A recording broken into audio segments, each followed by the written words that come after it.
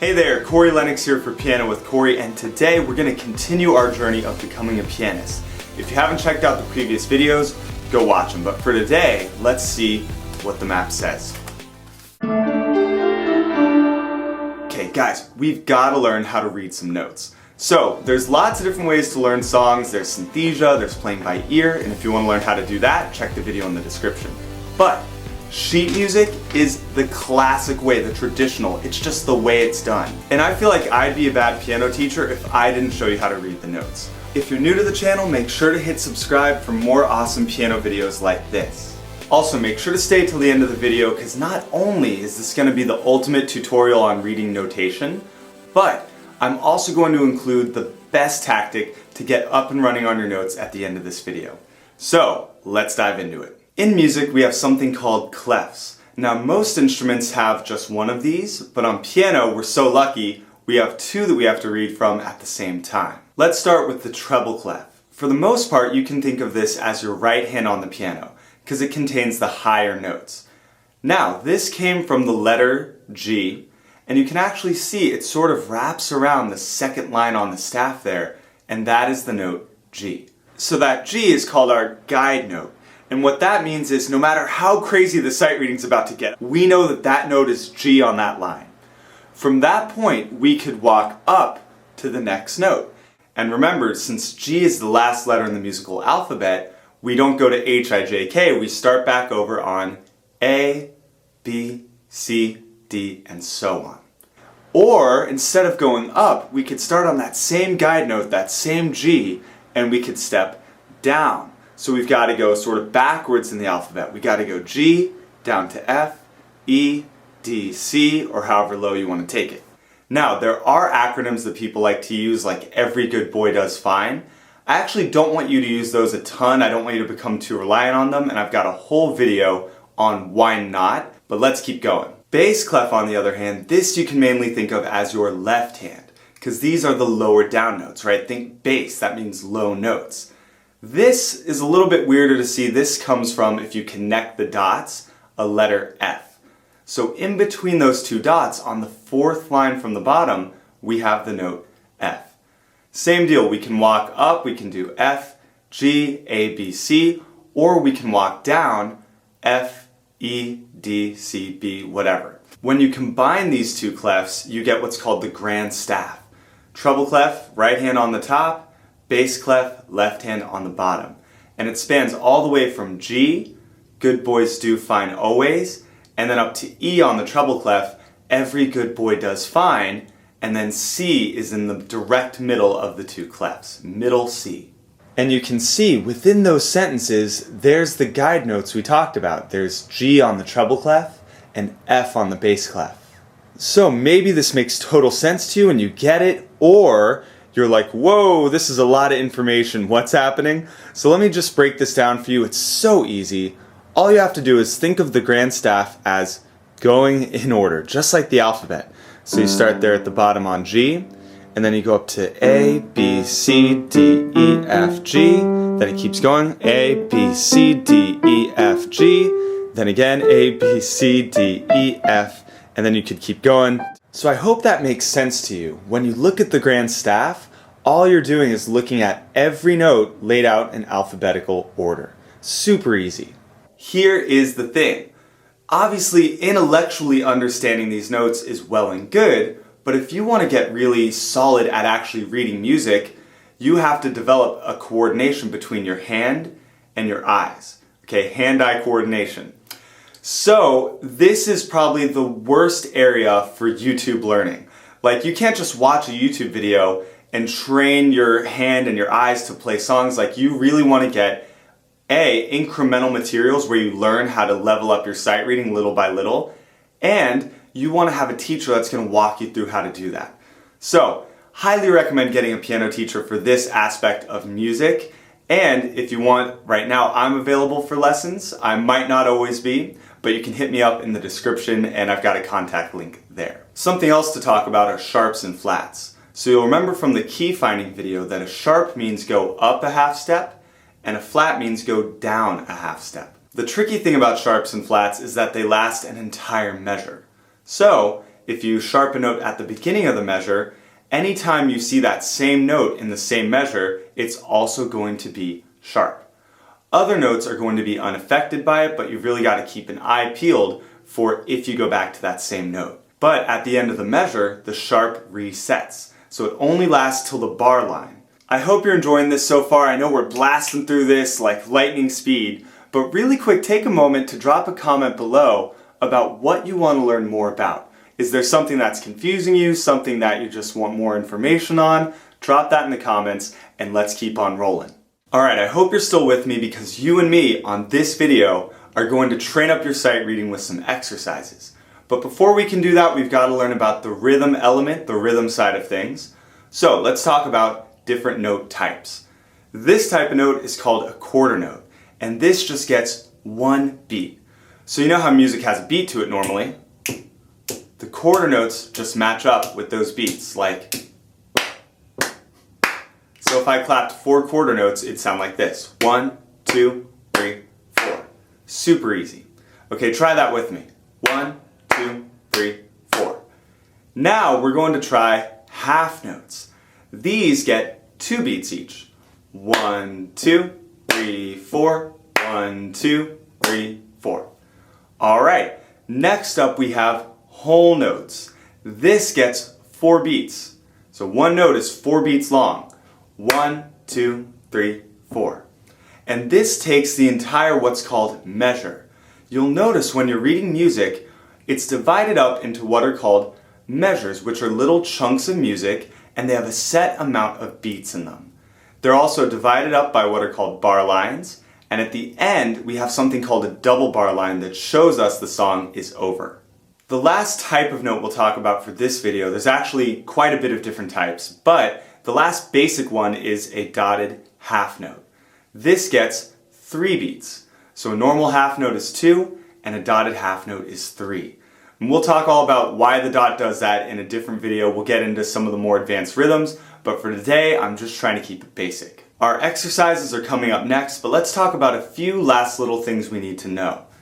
This is called a time signature. This tells us the number of beats in each measure for our song. So it sort of gives us the rhythmic feel of our song. Is it 4 beats like most music? Is it 3 beats like a waltz? The top number is just the number of beats in your measures. So a lot of people get this. It's just if it says 4, you got 4 beats. If it says 3, you got 3.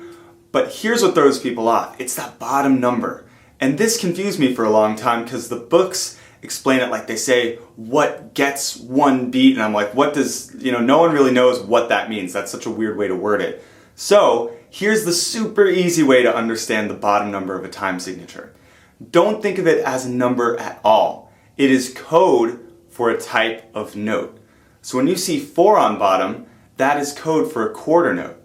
In other words, 4/4 means 4 what kind of notes? Quarter notes. 3/4 means 3 quarter notes. 9/4 means 9 quarter notes. Okay, other numbers that could be on bottom, you might see 8. So if you saw something like 3/8, that would be 3/8 notes, or 6/8 would be 6/8 notes. So, moral of the story for the bottom number is it is code for a type of note. Let's keep on moving. In addition to the time signature, you can also have a key signature.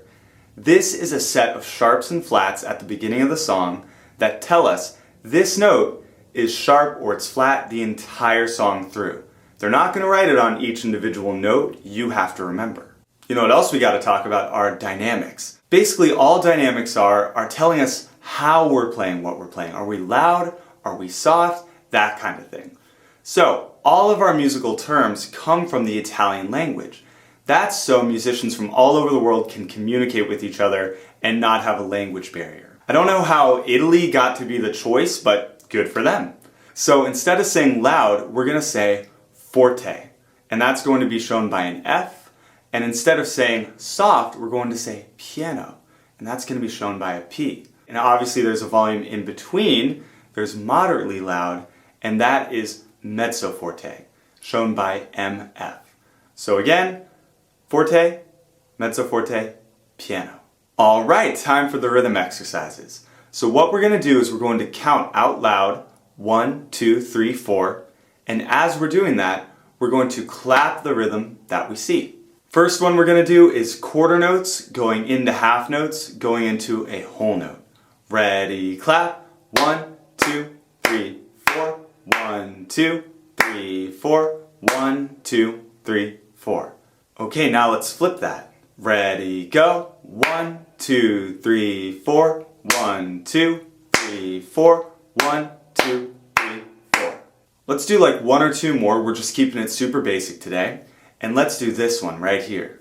Ready, go. 1, 2, 3, 4. 1, 2, 3, 4. 1, 2, 3, 4. Last one. Ready, go. 1, 2, 3, 4. 1, 2, 3, 4. 1, 2, 3, 4. Now, if any of those were difficult, feel free to go back and clap along. Let me know if you want more of these in the future. But for now, I really want to move on to my note reading tactic I mentioned at the beginning of the video. The best way to get super good at reading your notes is not to use Every Good Boy Does Fine. It's to learn it on site with no acronyms, no sentences, no tricks. Just learning the note as soon as you see it. And the way we can do that is with flashcards.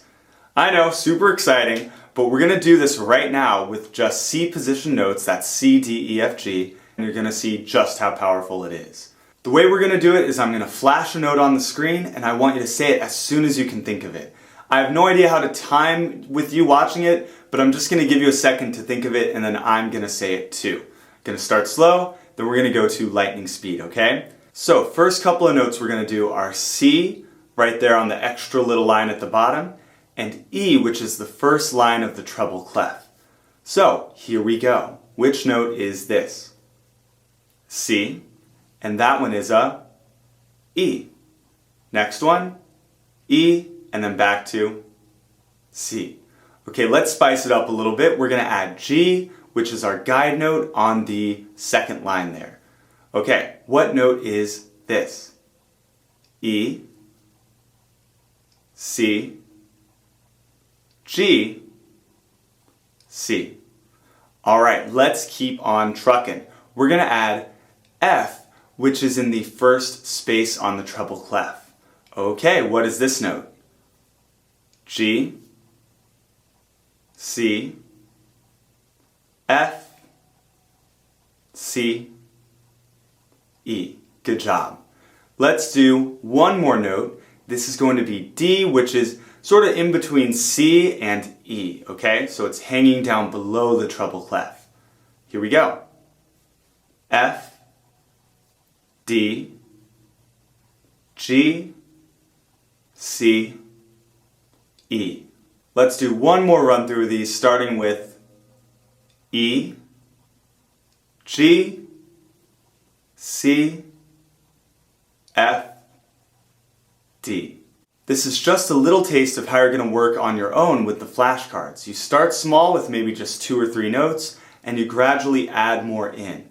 Make sure you can say them lightning fast, like you can just know it on sight before you go adding more in. And if you want me to do a video where we just go through all the notes on the Grand Staff flashcard style, just let me know, we can definitely make that happen. But for now, let's keep going. We'll do a little left hand too, and what we're going to start on with the left hand is this note, our guide note, F. Okay, so F is there on the line, and the other note we're going to do is D on the middle line right beneath that. So this note is a F, this note is a D, this note is a F. Okay, let's add in G on the top space. This is a D, G, F, D. Good job. Let's keep on adding. We're going to add in C on the second space from the bottom. This is super important to learn because this is like the start of C position for the left hand. So let's try these out. Starting with the G, D, C, F, C, G. Okay, good job. We're going to add in one more, and this is going to be E on the third space up. Okay, starting on, what is it?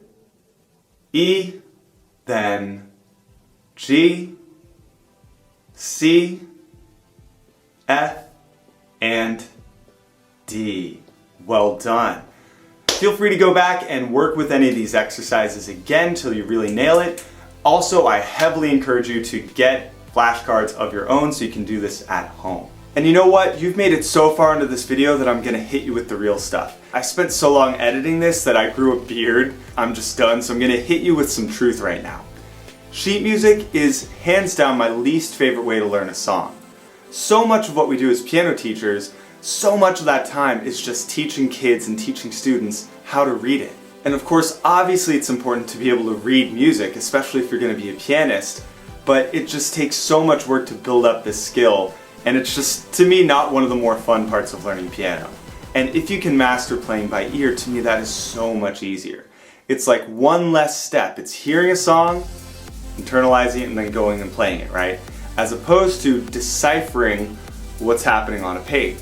So I know everyone's different, I know that people have different things that they tend towards and different things they like, but to me I'd rather play by ear. So if you want to learn more about playing by ear, go check out the description box because I've got a full play by ear masterclass for you. Alright, thanks for hanging out till the end of this video. As always, make sure to subscribe to the channel, like this video, and be sure to drop that comment below on what you want to learn more about. Until next time, this is Corey Lennox for Piano with Corey. Piano on.